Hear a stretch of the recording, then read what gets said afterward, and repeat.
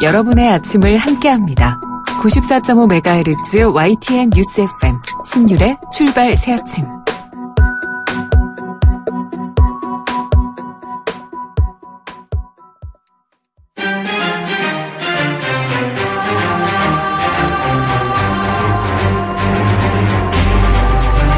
매일 아침을 뉴스로 깨웁니다. 신율의 출발 새아침.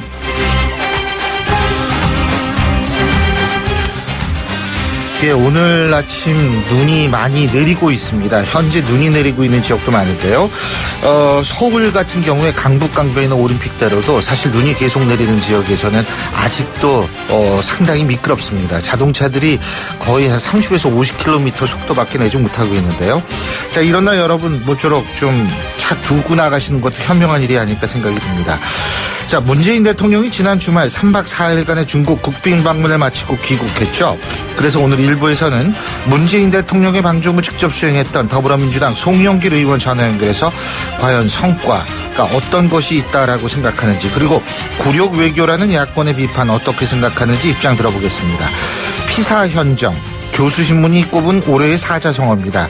매년 연말이 오면 교수신문에서 그의 사회상을 담은 올해의 사자성어를 선택하는데요. 올해의 사자성어로 채택된 피사 현정, 어떤 뜻을 담고 있는지 잠시 후 2부에서 이 사자성어를 직접 추천한 분을 연결해서 알아보겠습니다. 또 자유한국당이 친박중진 서청원, 유기준 의원을 포함해서 총 62명의 당협위원장 자격을 박탈했습니다. 내년 지방선거를 앞두고 재정비가 필요했다는 게 홍준표 대표의 설명인데요. 친박계 의원들의 반발은 물론 당내 혼란이 만만치 않을 것 같습니다. 매주 월요일 3부에서 마련된 출발당 최고위원회의에서 이 문제를 포함한 다양한 정치 현안 자세히 짚어보겠습니다. 12월 18일 월요일에 보내드린 신율의 출발 새 아침, 오늘 순서 시작합니다.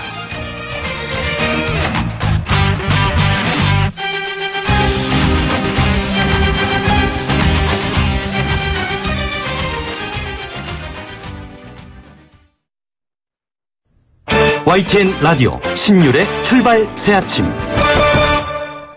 예, 지금까지 들어온 뉴스 정리해 보겠습니다. 백병규 시사평론가 스튜디오에 나와 계십니다. 어서 오십시오. 안녕하십니까. 예.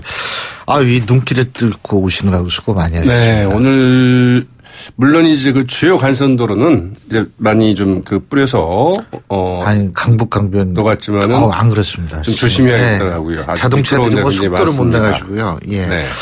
자, 이 얘기부터 해야겠죠. 이대 목동병원에서 신생아 중환자실에 있던, 그러니까 인큐베이터에 있던 신생아 4명이 잇따라 사망하는 일이 발생을 했습니다. 그러게요. 또 어떻게 이런 일이 좀 발생했는가. 제 기억은 여기서 무슨 이물질이 들어가 있는 이 수액, 그러니까 링겔이에요. 요새 링어라 그러죠. 네. 근데 이것도 발견되고 그랬던 병원인데 이게 참. 그러니까요. 16일이니까 토요일이죠. 토요일 오후 5시 44분에 이제 입원해 있던 아이의 첫 심정지가 일어났습니다. 네. 그래서 오후 7시 23분부터 10시 53분까지 이 3시간 10여 분 사이에 중환자실 같은 구역에 있던 신생아 4명이 이 비슷한 증상으로 갑작스럽게 숨진 사고가 이제 발생을 한 거죠. 참 어떻게 이런 일이 있을 수 있을까 싶은데, 이들 신생아들은 지난 10월과 12월 중에 태어난 생후 2개월 미만의 신생아들입니다.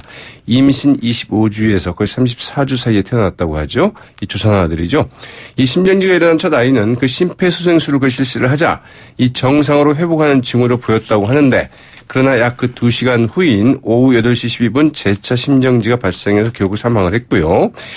그 이후 2시간여 동안에 다른 3명의 신생아들이 잇따라 유사한 증세로 이제 보이면서 사망을 했습니다. 원인은 아직 오리무중입니다. 일단 감염증 가능성은 좀 적은 것으로 이 보건당국은 보고 있는데요. 예. 유족들은 사망 전 신생아들의 배에 좀 가스가 찬 것처럼 좀 볼록하게 나와 있었고, 호흡곤란 증세를 보였다고 이제 이야기를 하고 있습니다. 정확한 사망 원인은 이 부검 결과가 좀 나와봐야 되겠는데요. 문제는 이런 일이 발생을 했음에도 불구하고 병원에서 아직 이 사망 원인이 무엇인지를 모른다.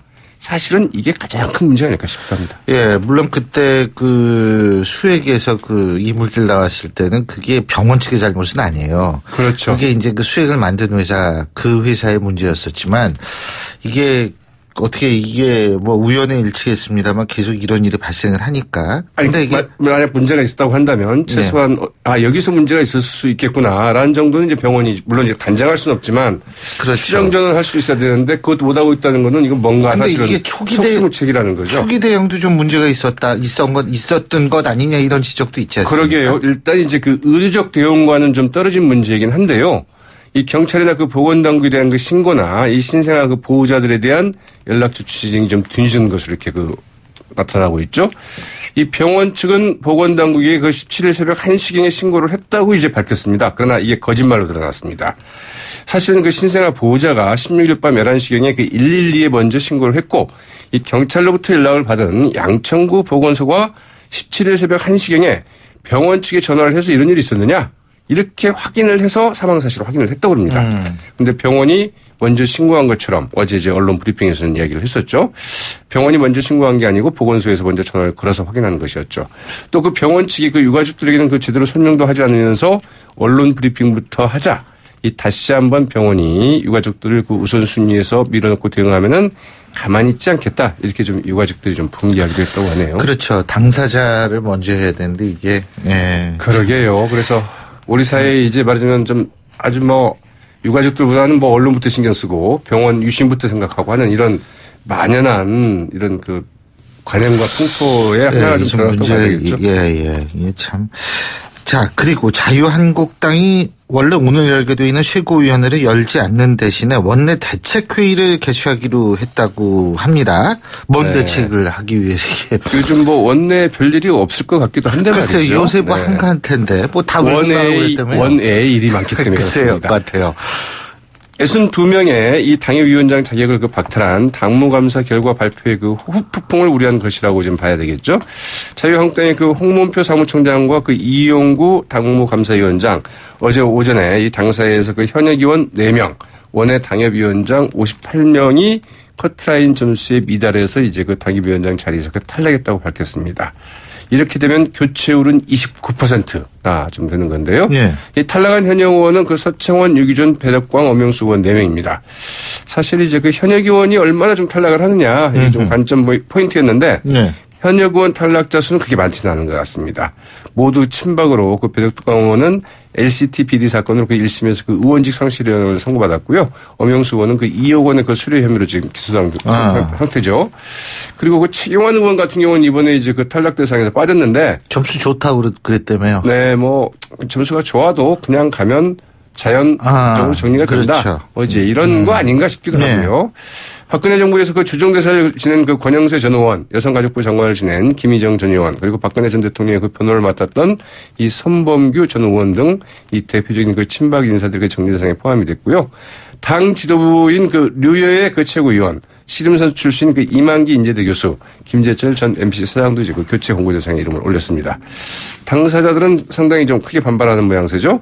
서청원 의원은 그 못된 것만 배웠다. 당의 앞날이 걱정이다. 이런 이제 이렇게 한마디 했고요. 류여의 그 최고위원 어제 그 예도 당사에서 기자회견을 열고 홍 대표의 그 사당화를 위한 그 토사구팽이다. 이러면서 눈물을 펑펑 흘리기도 했습니다. 예. 홍문표 사무총장 등은 그 일체의 그 정무적인 고려 없이 블라인드 심사 등 계량적인 평가 결과에 따른 것이다. 이렇게 설명을 하고 있는데요. 일단 오는 20일까지 그 재심 신청을 받는다고 하죠. 네.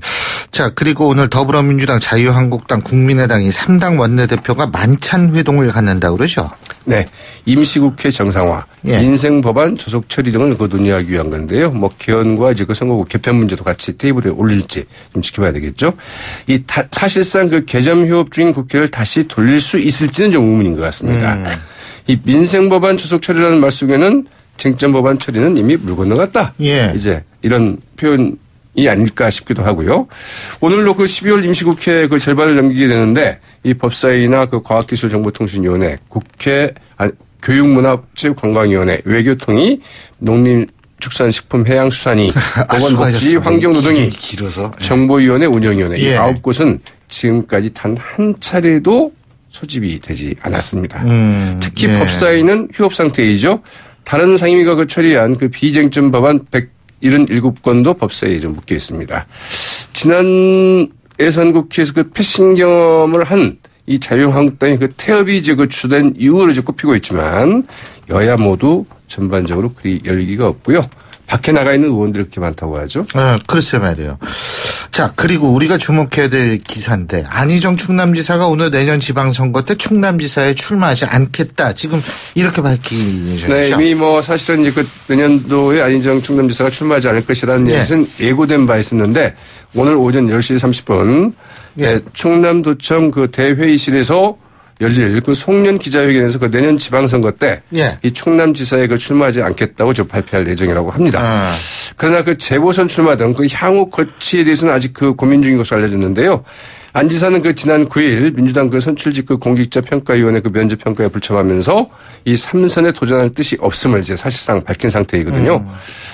내년 6월 그 지방선거와 함께 실시되는 이 재보궐선거 때 서울 이제 그 송파 을이나 이런 데 출마를 할 것인지 아니면 그 지방선거 지원 후에 8월 그 민주당 전당대회 때 당대표로 바로 직진할 것인지 이런 점들을 좀 고민하고 있다고 하죠. 글쎄 당대표인지 모르겠습니다만 아무래도 지방자치단체장을 하면 중앙 언론의 주목을 받는 빈도수가 떨어지기 때문에 그렇죠. 이 큰 꿈을 꾸면은 지방자치단체장은 좀 포기하는 경향이 많죠. 그리고 지난 이제 그 조기 대선 때 그 당 조직의 약세를 아주 그 실감하지 않았습니까? 아마 이런 점들이 더 그렇겠죠. 그렇죠. 네. 그리고 렉스 틸러슨 미 국무부 장관 조건 없는 대북 대화를 제안을 했었는데 북한도 조건 없이 대화에 나서야 한다. 지금 이게 이제 그 대화가 되지 조건이 되는 거 아닙니까? 맞습니다. 이 틸러슨 미 국무부 장관 그 15일 현지 시각이니까 우리 이제 날짜라면 16일 정도 되겠죠. 뉴욕 유엔 본부에서 그 비확산 및 북한을 주제로 열린 유엔 그 안보리 장관급 회의를 마친 뒤에 기자회견에서 이 동결 대 동결이나 어떠한 대북 제재 완화나 인도 지원 체계도 대화의 그 전제 조건으로 수용할 수 없다. 이렇게 얘기했습니다. 기자들이 아직도 당신의 그 조건 없는 대북 제안이 유효하냐 이렇게 물으니까 이제 그 애들로 이야기를 한 건데요. 북한도 아무 조건 없이 대화 테이블에 나와라. 이런 이야기를 한 거죠. 오늘 말씀 잘 들었습니다. 고맙습니다. 네, 고맙습니다. 지금까지 백병규 시사평론가였습니다.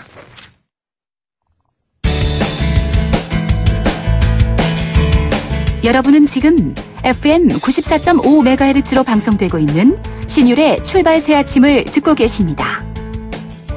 의견 주실 분은 짧은 문자 50원, 긴 문자 100원의 이용료가 드는 휴대전화 문자메시지 우물정 0945번으로 의견 남기실 수 있습니다.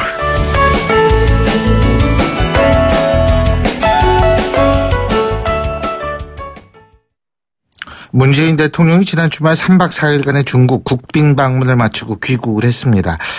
문재인 대통령의 방중을 직접 수행했던 더불어민주당 송영길 의원 전화 연결해서 직접 입장 들어보겠습니다.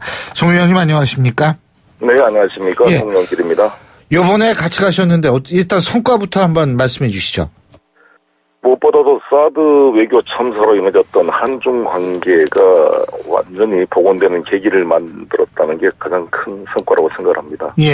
올해가 한중 수교 25주년이었는데 제대로 기념행사 한번 제대로 못하고 넘어갈 뻔했잖아요. 근데 두 정상의 성공적 회담으로 한중 관계가 이제 풀리게 될 것 같습니다. 그렇군요. 근데 일단은 그 야권에서는 사실 그 홀대론을 얘기하면서 청와대가 자화자찬하고 있다 지금 이러지 않습니까? 네. 그거는 이렇게 보시면 될 것 같아요.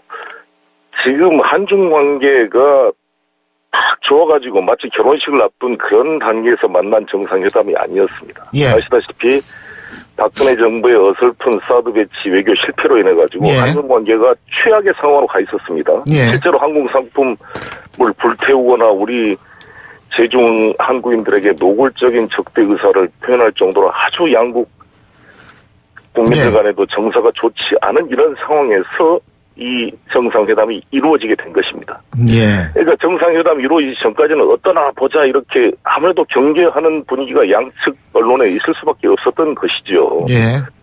그런데 이것 조그마한 내용을 가지고 이것을 홀대다 말하는 것은 아주 객관적으로 균형 있게 보지 못하는 시각이다 이렇게 봅니다. 그러니까 지금의 상황을 판단해야 정상회담이 성공하고 나니까 얼마나 분위기가 바뀌었습니까? 바로 인민일보 환구시보 일면 톱으로 보도하면서 분위기가 바뀌었습니다. 물론 방금 처음 오실 때는 3단 하단 기사에 조그맣게 처리가 됐죠. 그거 보고 기분이 약간 그런 걸 느낄 수가 있었지만 친구 간에도 싸우다가 화해하기 전에 만날 때 처음부터 확 되겠어요? 만나서 소통이 되고 나서부터 풀리는 거 아니겠습니까? 이렇게 이해하면 될 것 같습니다. 그러니까 우리 송영길 의원님께서도 사실 처음에 여러 가지 이런 상황이라는 게 충칭하기 전까지는 사실 뭐 그렇게 썩 성대한 접대는 아니었다 이렇게 생각하시는 겁니까? 조심스럽게 한 것이죠.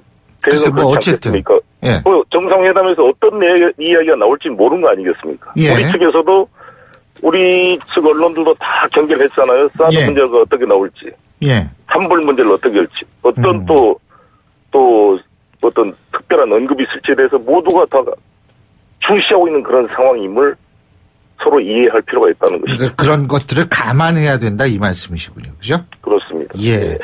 그리고 이제 논란이 예. 이때 우리가 정상회담을 하지 않으면 내년 3, 4월로 넘어가게 됩니다. 정상회담이. 그렇지 않겠습니까? 왜냐하면 지금 중국이 내년 3월 초에 양회를 합니다. 전인대와 정협을 통해서 새로운 정부를 구성합니다. 지난번에 19차 전당대회로 당 대표가 뽑혔지만 정부는 다시 구성해야 되기 때문에 예.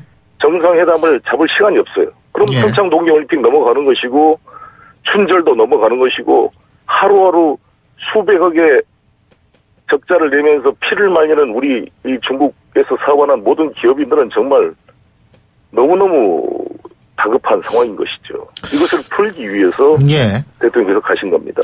그러면은 지금 말씀을 들어보면 이 사드 문제 때문에 불거진 경제 보복 조치는 완전히 풀렸다. 이렇게 보시는 거죠. 그러니까 왜냐하면 일각에서는 뭐냐면 이게 그 조건에 따라서 다시 말해서 이 삼불 정책이 어떻게 추진되는지 그리고 미국과의 관계를 어떻게 하는지를 봐가면서 푸는 것 아닌가라는 이 얘기가 나오는데 우리 송영길 의원님께서는 그렇다면 지금 전체가 다 풀렸다 이렇게 보시는 거군요.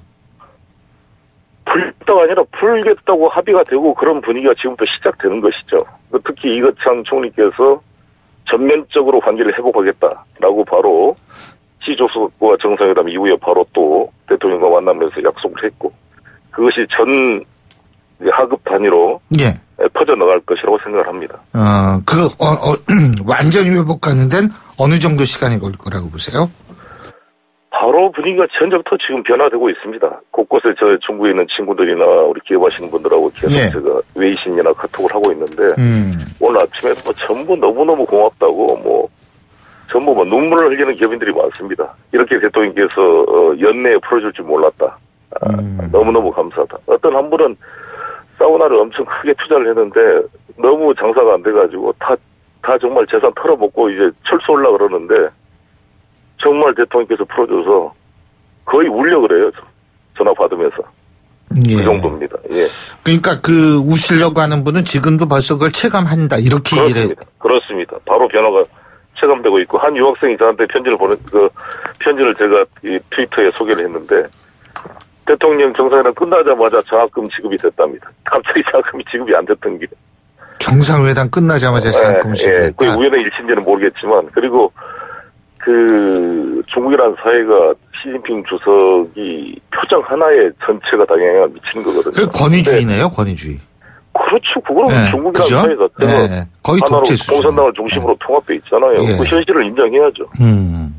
말 한마디에 우리 장학금도 문재인 나오고. 대통령한테 마음을 완전히 열어준 게 수차례 보였고 5시간 동안이나 정말 두 분이 같이 하면서 제가 옆에서 보더라도 식사하면서 거의 오랜 친구처럼 수많은 이야기를 나눈 것을 볼 수가 있었습니다.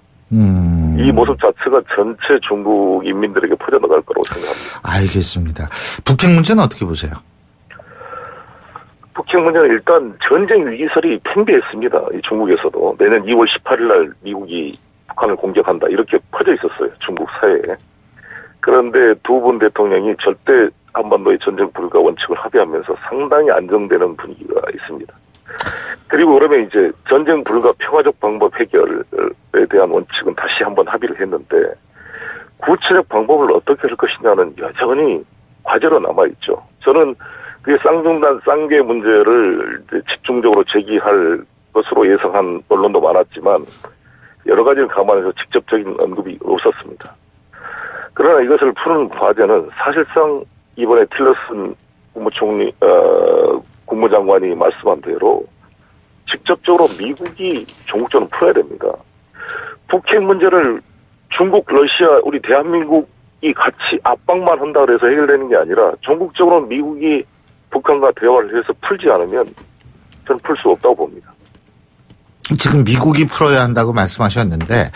고려대학교 서진영 교수님 같은 경우에는 이런 분석을 이분이 중국 문제 거의 태두라고 얘기하실 수 있는 분인데 이분이 말씀하시길 뭐냐면 이번에 가서 전쟁 불가론이라든지 뭐 이러한 것들을 쭉 얘기를 함으로써 결국은 미국과 일본과 멀어질 수밖에 없다. 예? 미국으로부터는 배신감을 느끼게 하고 중국으로부터는 기회주의자라는 생각을 갖게끔 만들었다라는 평가가 있습니다. 이 부분 어떻게 보세요? 글쎄요, 그렇게 생각하는 분이 있다는 게 놀라운 일인데 한반도 전쟁을 막는 것만큼 중요한 게 어디가 있습니까? 예. 미국도 대부분이 그분이 전쟁하시자는 얘기는 아니고요. 전쟁의 불가론을 얘기를 함으로써 사실은 북한에 대한 북한이 느끼는 위협 정도를 감소시키기 위한 전략적으로 그것이 과연 타당한 전략인가라는 그런 부분에 대한 문제제기죠. 그런 어리석은 견해라고 저는 봅니다. 지금까지 북한의 태도나 북한의 정책사를 전부 연구해본 사람은 누구도 그런 견해에 동의하지 않을 것입니다. 지금 북한이나 미국이나 이게 우발적인 사고라든지 잘못된 계산에 기초한 이 전쟁 가능성이 가장 위험한 거 아니겠습니까? 이런 상태로 이것을 계속 이걸 증폭시키면은 나중에는 통제할 수 없는 전쟁 상황이 발생할 수 있는 것입니다. 이거를 막는 게 얼마나 중요한 것인지 정말 막기 위해서는 그러니까 이제 그걸 표현을 해서는 안 된다 이 얘기죠. 쉽게 얘기한다면. 글쎄요. 저는 절대 그렇게 생각하지 않습니다. 서로 간의 전쟁의 가능성을 낮추고 지금이라도 저는 미국과 그러면은 이번에 향후 안에 핵선제 공격 전략 포기선언을 해야 된다고 봅니다. 예, 그러면은 미국이 북한에 대해서 핵선제 공격 전략을 가지고 있으면서 북한한테 핵을 포기하라고 설득할 수는 없는 거 아니겠습니까? 그러면은요, 우리 송영길 의원님께서 볼 때에는 이번에 한중 정상회담이라는 것이 미국과 일본도 반길 것이다 이렇게 보시는 거군요. 아니 반길 게 문제가 아니라 우리 대한민국의 운명을 지키는 중요한 합의를 하는 것이고 미국도 대부분이 동의한다고 저는 생각합니다. 다 동의할 것이다. 그리고 문재인 대통령께서 트럼프 대통령 방한 때 합의한 것처럼 그때도 군사적 옵션을 다 뺀 거 아닙니까?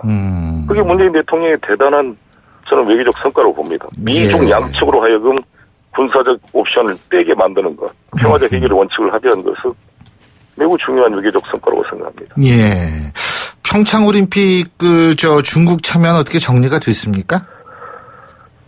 아시다시피 평창올림픽이 2월 9일 날 시작되는데 3월 3일 정도에 양회가 시작됩니다. 그래서 중국의 정치 일정상 쉽지가 않지만 시진핑 주석께서 문 대통령 제안에 대해서 진지하게 고려하고 노력해보고 했지만 안 되면 최고위급 인사를 보내겠다 이렇게 약속한 것 자체가 대단한 성의를 보인 거라고 생각합니다. 그런데 제 생각은 차기 개최 도시가 북경 아닙니까? 북경 근방.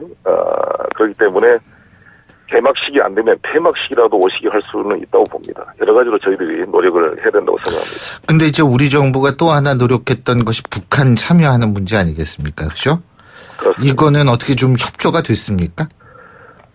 남북 간의 대화 재개가 한반도 핵 문제에 도움이 된다고 양 정상이 합의를 했고 인식을 공유를 했고 또 그러한 것을 서로 동의하고 하는 분위기를 만들자에 공감을 가졌기 때문에 북한 참여에 도움이 될 거라고 봅니다만 지금 문제는 북한이 지금 중국과의 관계가 최악의 상태입니다. 바로 북이 우리 이 한중 정상회담도 제재를 구걸하는 외교라고 비난을 하지 않았습니까? 그런 것처럼 북에 대한 중국의 영향력이 미국이나 우리 대한민국 일반 국민들이 생각하는 것처럼 크지가 않습니다. 실제로 제가 이번에 칭화대 연셰통 교수와 후한강 교수를 만나서 장시간 좀 조어대에서 같이 좀 심층 토론을 해봤는데 북이 완전히 중국에 대해서 지금 거의 적대적 상황까지 가 있기 때문에 전혀 지금 중국도 상당히 당혹스러운 상황입니다. 통제할 수단 자체가 한정돼 있기 때문에. 자, 그리고요. 문재인 대통령이 중국을 방문할 때 홍준표 한국당 대표, 이 일본 아베 총리 만났죠. 그죠? 본인 얘기는 주장으로는 이렇게 얘기를 하죠. 한국 정부가 북핵 문제를 제대로 대처하지 못해서 한국당에 나섰다. 이런 얘기를 하던데 어떻게 생각하십니까? 글쎄요. 원래 보수당의 기본 철학은 대외 국가 외교는 정부와 대통령을 중심으로 하고 국내에서 야당은 비판하더라도 야당이 독자적으로 현 정부와 다른 외교를 하지 않는 것이 오히려 보수 정치의 기본 아니겠습니까? 기본 철학을 스스로 어기고 있다고 생각이 들고 남경 대학살이 있는 바로 그 다음날 굳이 일본을 방문해야 되는가? 그리고 대통령께서 정상회담을 하는데 야당이 그 일본을 방문해서 대통령을 비난하는 행위는 내용의 적합 여부를 떠나서라도 저는 국익에 도움이 안 된다 이렇게 생각합니다. 예. 그리고 이건 자세가 아니지 않습니까? 대한민국 대통령이 자신들의 어리석은 외교 참사로 만들어준 이 한중의 간의 이 경제적 난국을 풀어보려고 간 상황에서 등에 칼을 꼽는 이러한 외교를 하는 것을 누가 국민이 하겠습니까? 자, 그리고요. 일각에서 나오는 얘기 하나만 여쭤볼게요. 네. 송영길 의원님 혹시 말이에요. 인천시장 같은데 다시 리턴 매치한다 이런 보도 있던데. 아니요, 전혀 그거 아니죠? 예. 알겠습니다. 네. 예. 잘 알겠습니다. 그리고 하나만 더 말씀드리면. 예, 말씀하세요. 혼밥 이야기가 나왔는데. 트럼프 대통령이 여기 한국에 와서 딱 한 번 공식 만찬했습니다. 근데 그게 1박 2일이고 문재인 대통령은 3박 4일이다. 이런 보도가 있더라고요. 예. 그거 13일은 말씀드린다고 남경 대학살이었기 때문에 그날을 할 수가 없는 날이에요, 원래. 그걸 알고 간 겁니다, 저희들도. 노영민 대사관 때 보낸 거고. 우리 동포들 격려하는 것도 대통령의 중요한 임무이고요. 그 다음에 다음날 아침에 허름한 식당에서 또장이라는 국물이 있습니다. 요티아오라고 이렇게 튀긴 거. 중국 서민들이 먹는 음식을 같이 먹는 것이 얼마나 중요한 행사인지를 현지 언론을 보면 알 수가 있습니다. 현지에 있는 많은 중국인들이 저한테 웨이신 보낸 메시지를 들어보면 감동했다. 정말 이 문재인 대통령을 존경하는 마음이 느껴집니다. 그때 서민과 함께 중국의 음식을 먹음으로써 중국 인민들의 가슴을 열게 만든 겁니다. 이번 방중외교는 시진핑 주석과 공산당 지도부만 만난 게 아니라 13억 중국 인민들의 마음을 열어서 우리 한류를 다시 부흥시키고 한국 상품이 다시 팔리게 되고 이렇게 만들어내는 거잖아요. 알겠습니다. 예. 자, 시간 관계상 오늘 말씀 여기까지 듣겠습니다. 고맙습니다. 네, 감사합니다. 예, 지금까지 대통령직 속 북방경제협력위원장을 맡고 있는 더불어민주당 송영길 의원이었고요. 신율의 출발 새 아침 1부 순서 여기서 줄입니다. 잠시 뒤 2부에서 뵙겠습니다. 소통의 아침을 여는 공정한 목소리. 신율의 출발 새 아침. 신율의 출발 새 아침 2부 순서 먼저 광고부터 듣겠습니다. 예, 제가 오늘 눈길을 뚫고 오느라고 정신이 없어서 그런지 모르지만 아까 피사 현정이라고 그랬는데 이 파사 현정이 맞습니다. 제가 아마 그랬던 모양인데 청취자 한 분이 또 저희 방송국에 연락을 해 주셔서 제가 이걸 바로 잡는데 그 청취자 한 분이 누구냐 하면 바로 국민의당 김경진 의원이십니다. 여러분 청문회 스타로 잘 알려진 분이신데 또 이분이 청취자로서 이렇게 바로 잡아주시고 저희가 참 저희 제작진을 대신해서 일단 고맙고 이 탈권위적인 행보 참 인상 깊다라는 말씀을 드리고 싶네요. 자, 근데 이 파사 현정에 대해서 알아보기 전에 오늘 교통 상황부터 알아보겠습니다. 자, 7시 45분 13초 지나고 있는데요. 교통 상황 알아보겠습니다. 김미란 캐스터. 네, 월요일 출근길 눈길에 많이 어렵습니다. 도로가 미끄러워 사고 위험이 높은데요. 터널을 빠져나와서나 고가도를 이용할 때 각별히 주의해서 천천히 이동하시기 바랍니다. 현재 올림픽대로는 김포 방향 강동대교부터 교통량이 많아서 한강대교까지 많이 정체가 되고 있는데요. 여의 2교를 조금 지난 지점 1, 2, 3차로에서 추돌 사고까지 났습니다. 처리 작업으로 정체가 많이 되고 있는데요. 안전하게 지나시기 바랍니다. 나란한 강대암북로 일산 쪽도 강동대교부터 동호대교 지나 한강대교까지 많이 밀리고 있는데요. 다시 서강대교에서 양화대교 구간도 30km 서행입니다. 반대 구리 방향 김포대교부터 한남대교까지 차량들 길게 밀려 지나고 있는데요. 1시간 40분 정도가 소요되고 있습니다. 분당 수서로도 도심 방향 탄천 1교 이전부터 복정을 지나서 청담대교 남단까지 많이 밀리고 있는데요. 오늘 출근길 눈길에 안전하게 지나시기 바랍니다. 신일의 출발 새 아침 교통정보였습니다. YTN 라디오 신율의 출발 새 아침. 예, 제가 앞서도 말씀을 드렸습니다만, 이 빠사혼정, 이것이 바로 가는 해를 돌아보고 새로운 오는 해를 기다리게 하는 바로 지금 이맘때 바로 교수신문이 뽑은 대학 교수들이 올해의 사자성어로 꼽은 바로 이 단어입니다. 빠사현정.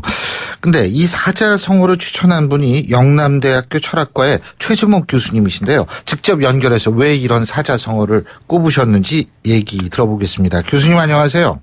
예, 안녕하세요. 예. 이 빠사현정, 이게 무슨 뜻이에요? 예, 새해를 앞두고 매년 연말에 그 해를 돌아보는 의미를 담은 사자성어를 교수신문이 올해의 사자성어로 파사현정을 선정했는데요. 예. 파사현정이란 말은 사견과 사도를 깨고 정법을 드러낸다는 의미입니다. 원래 삼론종이라는 인도 불교 종파의 근본 교의를 개성하는 수나라 길장이 지은 삼론현이라는 책에 나옵니다. 예. 이 사자성어가 불교계의 울타리를 넘어서 이제는 세속 일반으로 전이되어 유통되고 있는 것입니다. 그렇군요. 그러면은 이 빠사현정을 교수님께서 추천하신 이유가 있을 거 아니에요? 그죠? 빠사현정은? 예, 이유는 간단합니다. 예. 올해 한 해 세상을 움직였고 달구었던 주체청산이라는 이슈 때문이었습니다. 그동안 우리 사회가 얼마나 썩어 있었습니까? 사회 지도청, 엘리트 집단, 기득권층의 갑질, 그런 독점의 민낯이 서서히 드러났고 국민 모두가 경악했습니다. 그리고 한편으로는 속이 참 후련했습니다. 갑질하던 사람들은 정치, 경제, 교육, 법, 역사, 제도, 문화, 도덕 그런 기획과 실천까지 장악해버렸고 예. 좀 이유를 든다면요. 케이크를 자를 때 케이크를 그분들이 자르기도 하고 또 예. 자른 것은 자신들이 취하기도 하고 또 남은 것은 끼리끼리 몰아주고 또 그런 배분의 방법과 룰과 도덕성 심지어는 아름다운 그 이미지 또 그런 해석까지 독점해버렸죠. 그런 광신적 비거리들이 폐쇄 구역 내에서만 룰과 매뉴얼이 살아있었고 바깥에서는 세월호처럼 엉망진창으로 사회가 침몰하고 있습니다. 앞으로 어느 누구든 이래서는 안 된다. 이런 그릇된 것을 깨고 다른 것을 드러낸다는 적폐청산이라는 그 절대 정신을 다르게 표현해 본 것이 파사현정이라고 생각합니다. 그렇군요. 근데 이 사자성어가 5년 전에도 선정됐었다고 그러네요? 예? 예, 맞습니까? 예, 그때는 맞습니다. 그럼 무슨 의미일까요, 이게? 예, 그때 제가 돌이켜보니까 그때 일면 제목이 파사현정 2012년 정의를 꿈꾸다였는데요. 내용을 좀 더 들여다보면은 그때 이런 말이 나와요. 지난 4년간의 정책이 공익을 위한 것이 아닌 대통령과 가진 자들의 사익을 위한 것이기 때문에 그것으로부터 벗어나 진정한 공익을 실현하고 사회 정의를 구현하도록 하는 바람 때문에 파사현정을 선택했다. 이런 말들이 나옵니다. 예. 그러니까 그때 편법, 꼼수는 가고 정의가 바로 섰으면 하는 마음. 그리고 총선과 대선을 통해서 정치권을 이런 그 꼼수와 편법에 길들여 있는 정치권을 없애고 진정한 정치가만 남기를 원한다는 점에서 2012년도에도 파사현정을 선정했습니다. 예. 참 아이러니하게도 그때 MB 정권에 대한 실망감에서 그 이후에 그 정부, 박근혜 정부죠. 예. 그런 출범에 대한 기대감, 여망에 나온 말이었는데 거꾸로 그 말이 박근혜 정부에 대한 실망감으로 바뀌어 다시 출현한 겁니다.